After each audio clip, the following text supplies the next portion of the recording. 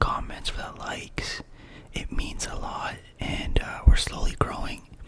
And I really appreciate you guys just taking the time to watch the videos and leaving feedback. It means a lot. And today we're back with another true crime video. And today the video is about the Delphi hiking murders, Abigail Williams and Liberty German. Alright, without any further ado, I'm gonna get straight into the video like we always do. So let's get right into it. Alright, so on Monday, February 13, 2017, two best friends, Abigail J. Williams, also known as Abby, and 14-year-old Liberty Rose Libby German, so Liberty Rose Lynn German, Libby's her nickname, asked Libby's grandmother and primary caregiver Becky if they could go to Monon Bridge, a popular walking/hiking spot in the small town of Delphi, Indiana, population around 3,000. Their school was closed that day as some snow had fallen over the prior weekend. The girls were granted permission with caveat that they had secure a ride there and back. Libby's older sister Kelsey agreed to take the girls, and Libby's father Derek confirmed he would pick them up, but told them that they would only have a couple of hours. At 1:35 p.m., the girls were dropped off by Kelsey German at the trailhead on County Road 300 northwest of Hoyser Heartland Highway. The location is only 5-minute drive from downtown Delphi. At 2:07, so that's the sign of the trail that they were dropped off at. So at 2:07 p.m., that is when Libby posted a Snapchat of Abby walking on the Monon Bridge. Here it is. It's right there. So that's a Snapchat at 2:07 that Abby is walking and Libby took the picture. So at 3:11, Derek texted Libby to let her know he was heading out to pick them up, but Libby didn't respond, which was unusual for her. At 3:14, Derek was waiting at the designated meeting spot, but there was no sign of the girls. At 3:30 p.m., Derek phoned Becky to say the girls weren't where they said they'd be, and subsequently Becky and Derek made several attempts to call Libby, but the phone was off. Becky's husband Mike went to the trail after around 10 minutes, and he and Derek started a search for the girls. So this is the bridge that they went MIA on, from a bird's eye view. At the time, the family didn't suspect foul play and assumed the girls had either walked home or were in the trail area. Perhaps they had gotten lost or had walked too far or even got injured somehow, and the phone might have run out of battery. By sunset at around 5 p.m., there was no sign of Libby and Abby, and the authorities were contacted to report them missing at 5:30 p.m. So now we're going to get into the search and discovery. The families initially searched for the girls themselves before calling the police. After a thorough search using sniffer dogs, the bodies of the girls were found in a wooded area at around 12:15 p.m. on February 14, 2017. That's 0.5 miles east of the abandoned Monon High Bridge. The bodies were about 50 feet from the north bank of Deer Creek.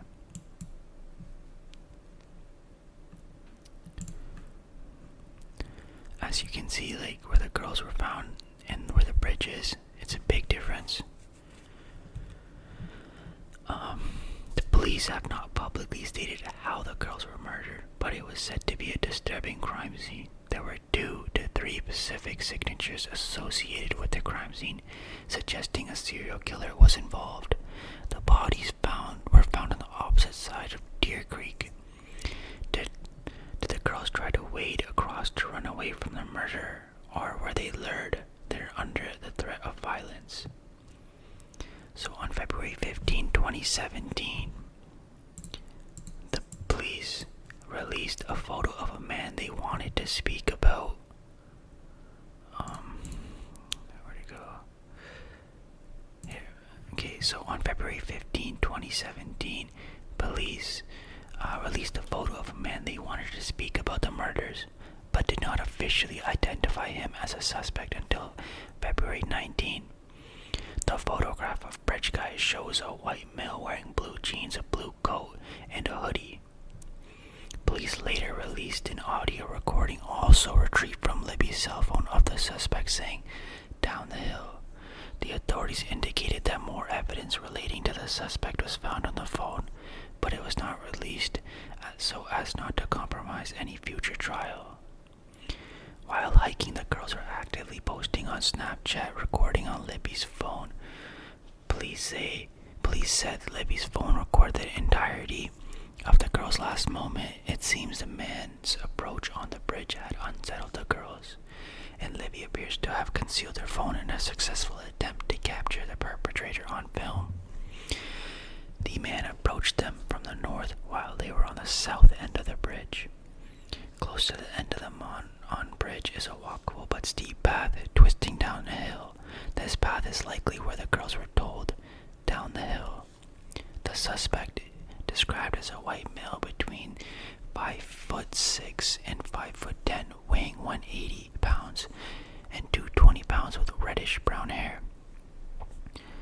On March 17, police served a search warrant on the owner of the property where Abby and Libby's bodies were found and searched the home and vehicle of Ron Logan. The warrant application cited multiple complaints that Logan was violent toward women and that he owned numerous weapons, including handguns and knives. He also allegedly lied about where he was at the time that the girls disappeared, saying he was out of the area with a friend that afternoon when cell phone location data placed him in the area around the trail.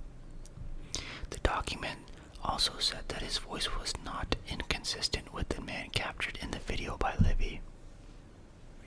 On March 20, Ron Logan was released with no evidence linking him to the double murder case, and he died in 2020.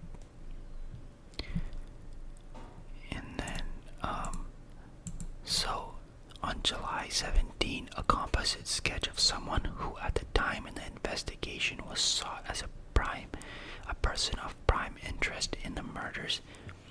It had been drawn by police from eyewitnesses to a particular hiker of the Delphi historic trails on that day that the girls vanished. On April 19, 2019, Indiana State Police announced a new direction in the case. Superintendent Doug Carter released more materials a few days later in the press conference held on April 22nd. The new materials included a short video recording in which the suspect is seen walking along the rail bridge.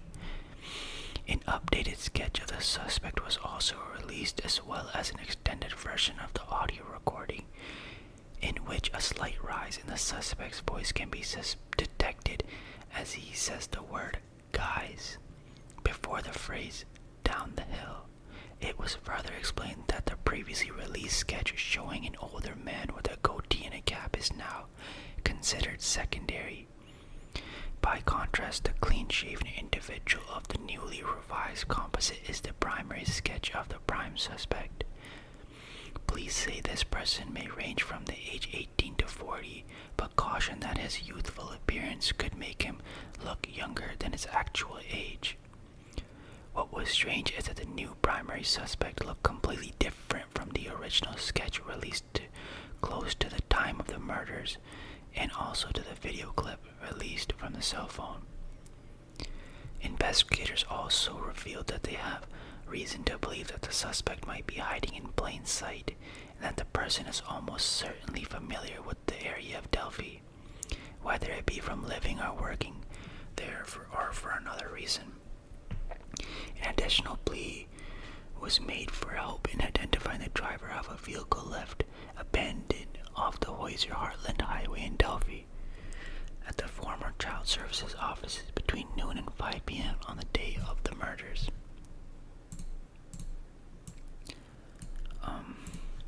So, were the Delphi murders committed by a serial question? This question remains for authorities at the time. Was this a serial killer or just a random unplanned attack on the two girls? There was evidence of signature behavior at the crime scene, over and above what was required to kill the girls. These signature behaviors are unnecessary at the crime scene, either before or after the crime. Example: post-mortem mutilation, dismemberment, insertion of foreign objects, posing of bodies. The authorities have not released further information. There was a lot of physical evidence at the crime scene, including DNA. Alright. So, now I'm just gonna get into the possible suspects that they had. So, this is the first one.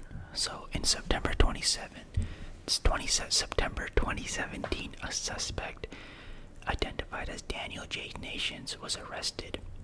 Nations was stopped for driving a car with expired license plate in Colorado. He was also wanted in connection with complaints of a man threatening hikers with a hatchet in Woodland Park.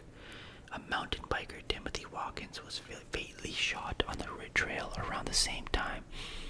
Nations was allegedly threatening people. At the traffic stop, police found a hatchet and a .22 caliber rifle in Nations' car. Nations had a lengthy criminal record, including petty offenses and domestic violence, as well as being a registered sex offender after being charged with indecent exposure. He had masturbated in front of a young girl in South Carolina. He had connections to Indiana, claiming to be homeless and living under an Indiana 67 bridge in Morgan County since January 2017. Nations was questioned by Indiana police, who obtained his DNA. Nations then was sentenced to 3 years probation on January 5, 2018 for the charge of threatening hikers in Colorado because he had an active warrant from another county. Nations was still in police custody as of January 24, 2018, when he was transferred to Indiana custody on an unrelated charge. In February 2018, police announced that Nations was no longer considered an active person of interest in the Delphi murders.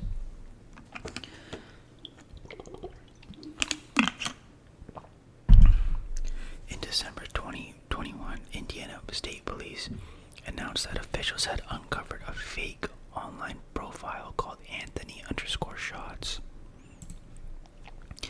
The profile was used from 2016 to 2017 on Snapchat and Instagram. It had used photos of a known male model portraying him as being enormously wealthy and owning numerous sports cars. The account was owned by Keegan Anthony Klein, a 27-year-old male actress with address in Kokomo, Oman, and Peru, close to Delphi. Klein posed as a model to groom underage girls and get them to send nude photos and their addresses and try to get them to meet them. The male model whose photos were used had no connection to the case. Klein was arrested on charges of child sexual abuse images and child exploitation tied to the account in 2020. He allegedly admitted to investigate that he groomed underage girls online. The affidavit said the Indiana State Police and FBI carried out a search warrant on February 25th, 2017 at Klein's home, and Ron Logan lied to investigators about where he was the day Libby and Abby went missing. Klein was charged with 30 felonies in 2020 over the case, but he denied any knowledge or involvement in the Delphi murders. So this was just like a random guy who just got caught up in it. They just found this thing, and this guy was grooming. I guess it got out that he was grooming, and he got like, just, well, thank God he did. But he had no partake in this thing whatsoever. Like, they just got him randomly, which is good, thank was a pedophile. And the documents filed in 2020 and heavily redacted do not mention the murders of Libby and Abby, and he was not accused of involvement in their deaths. Libby's grandmother, Patty, said that her granddaughter had never mentioned speaking to anyone online before her death, and that there had never been an indication that the two girls had arranged to meet anyone online the day they were killed. Alright, so thank God they got that guy, like, just randomly.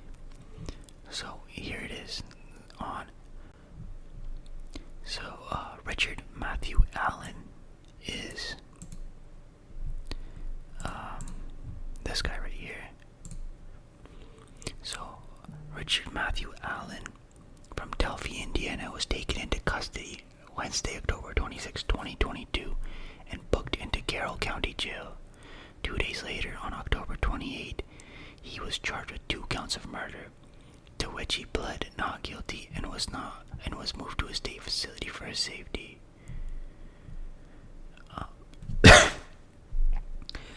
The probable cause affidavit was under seal as of early November 2022, and officials declined to provide any additional details about the investigation.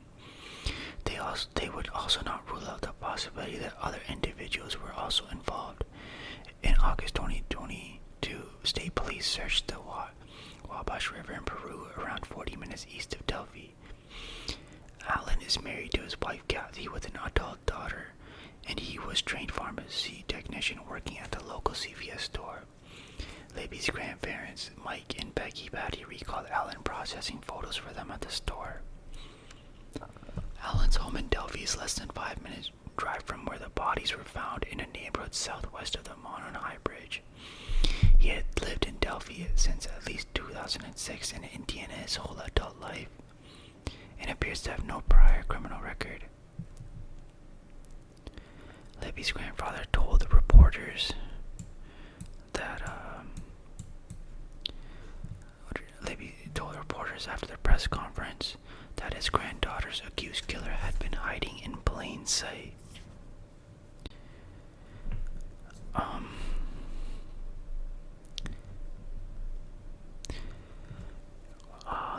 As Indiana State Police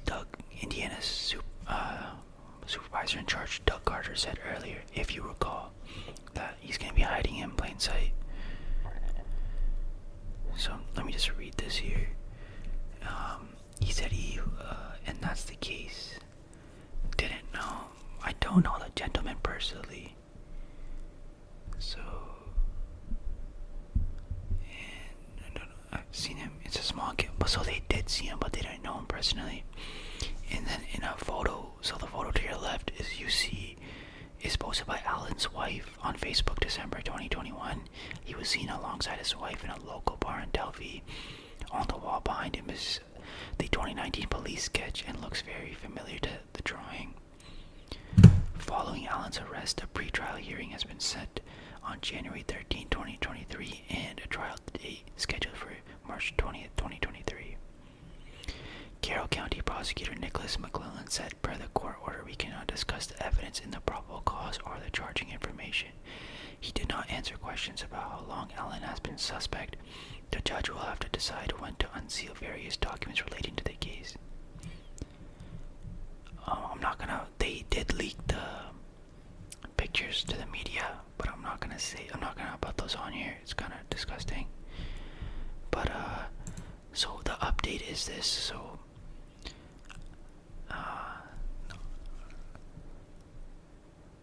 despite the picture and audio recording and over 26,000 tips being sent to police, no arrests were made in the case for over 5.5 years. So in late October 22, authorities announced they had charged a local 50-year-old Delphi man, Richard Allen, with the murder of 2 girls. As of October 23, Allen's 15-day jury trial was expected to begin on January 8, 2024. However, this will be likely delayed because of the issues with his legal defense team and the allegations that crucial evidence was leaked to the media. The special judge appointed in the case, Judge Fran Gull of Allen County, issued an order to allow pool media media coverage of the pre-trial hearing on October 31st, 2023, which was today when this video is being recorded. Attorneys Robert Screeman and Williams Liberto will now represent Allen after it was announced in the hearing on October 19, 2023, that his previous attorneys Bradley Rossi and Andrew Baldwin had withdrawn from the case with no reason given. Screeman is a former deputy prosecutor with the Indianapolis Drugs and Guns and Gangs Unit and a former deputy prosecutor with the Allen County Domestic Violence Unit. Willis Liberato is a chief public defender of Allen County. The withdrawals followed rumors of an alleged leak of crime scene photos, and Rossi claimed in a court filing that his withdrawal was coerced. He alleged Gall gave him and Baldwin two options the day of the hearing: voluntarily withdraw or be removed from the case during the hearing, after Judge Gall allegedly told the attorneys they exercised gross negligence while representing Allen. Rossi maintained he did nothing to compromise the case. Kevin Greenland and Ain Gain, co-host of Murder Sheet podcast, claimed the alleged leak came from a former professional associate of Baldwin. The host said they had no reason to believe the photos were purposely leaked. They didn't, so that's about it. So this is still ongoing, the case, the trial, and, so, like, it's gonna see what we get, but it's kind of sad what happened overall. Not to mention, like, these are two young girls, they haven't even got their life started. And the thing was, like, this hasn't even, like, they had over 26,000 tips as well, and they didn't mention how they caught Richard Allen either. But other than that, like, very sad, obviously. And he kind of does match the photo of the guy on the bridge as well, which is, like, super weird. Like, not super weird because it's, like, it might be him, but I think it was might just be an opportunity. He saw an opportunity and he, like, took it. Like, obviously a negative opportunity. Like, they were just at the wrong place, wrong time, really, which is unfortunate. The only good thing that came out of this case was the pedophile being arrested. The random guy that was Anthony_shots or something on Instagram and Snapchat. Like, he got arrested, and so he can't exploit anybody anymore, any underage people. So, and that was just random how they got him, which is a good thing. But it's super sad how they took 5 years. It took 5 years for them to catch him, and the county only has 3,000 people.